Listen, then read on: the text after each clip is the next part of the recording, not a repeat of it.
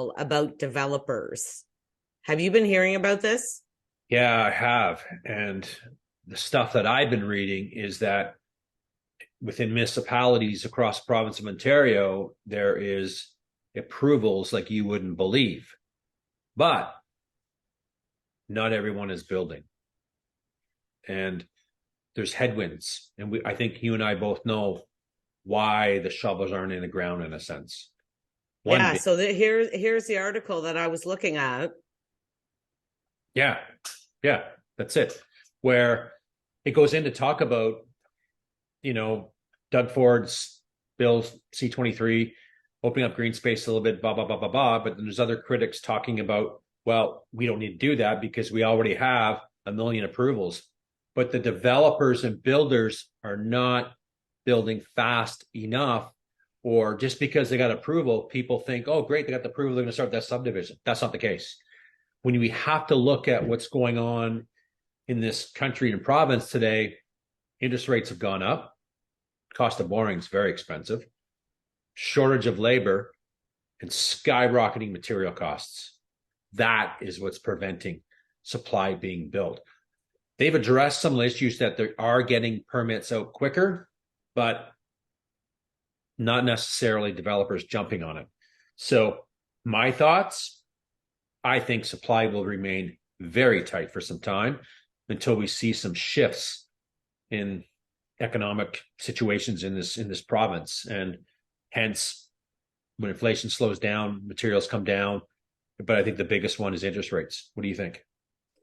Yeah, well, I think part of the problem is too, is if the interest rates have gone up and I sell a house right now for $800,000 and they were approved for $800,000 right now, but by the time I build it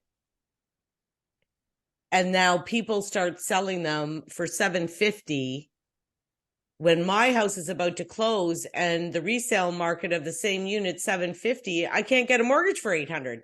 Yeah. And we're seeing that, right? We've seen it a lot last year in 22, and we're seeing a little bit of it now where that is a situation where people can't close. And then, those poor people will 90% lose their deposits or where they got into it. I said the builder gives them back, and through litigation, but that won't happen. So they're going to lose some money. And then we end up seeing some builders sell those units at a discount because the market's not there. So, and you can't blame them in a sense where, they want to slow it down. And that big number is a million approvals across this province. Go build, go put some shovels in the ground. And it's not happening. You want to do a shout out? Yeah. So if you like this material, want some more content of this, give it a like, give it a share, give it a subscribe. We'd appreciate it. Leave a comment too if you'd like. But listen, I know in 2017, Country Homes down in Innisfil actually stopped construction totally because they had sold a whole bunch of townhouse units, say for 800, and it was around the 800 mark. And the first phase started reselling the exact same units because the market had tanked. They were selling them for 650, 680. And so anybody trying to close at 800, they weren't closing because the bank wouldn't give them the mortgage anymore. So as a builder or a developer, why would I pay high costs, have all these labor issues, and then have people not being able to close?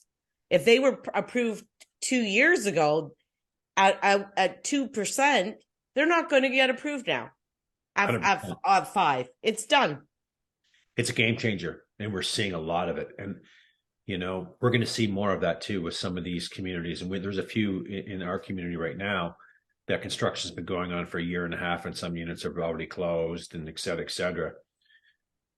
Developers aren't in the business of developing and losing money.